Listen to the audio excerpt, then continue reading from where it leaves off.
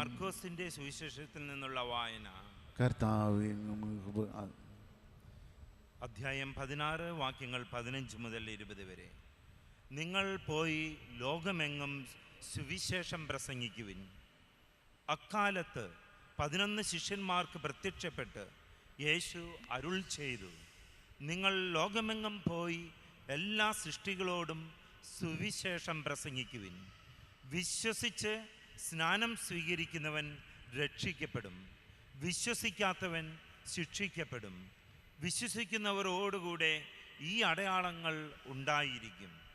അവർ എൻ്റെ നാമത്തിൽ പിശാചുക്കളെ ബഹിഷ്കരിക്കും, പുതിയ ഭാഷകൾ സംസാരിക്കും, അവർ സർപ്പങ്ങളെ കയ്യിലെടുക്കും, മാരകമായ എന്തു കുടിച്ചാലും അത് അവരെ ഉപദ്രവിക്കുകയില്ല.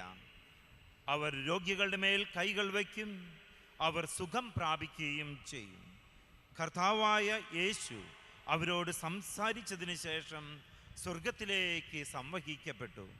അവൻ ദൈവത്തിൻ്റെ വലത്തുഭാഗത്ത് ഉപവിഷ്ടനായി. അവരെല്ലായിടത്തും പോയി പ്രസംഗിച്ചു.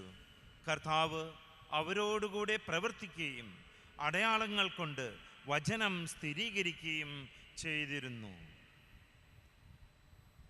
കർത്താവിൻ്റെ സുവിശേഷം. ക്രിസ്തുവിൻ്റെ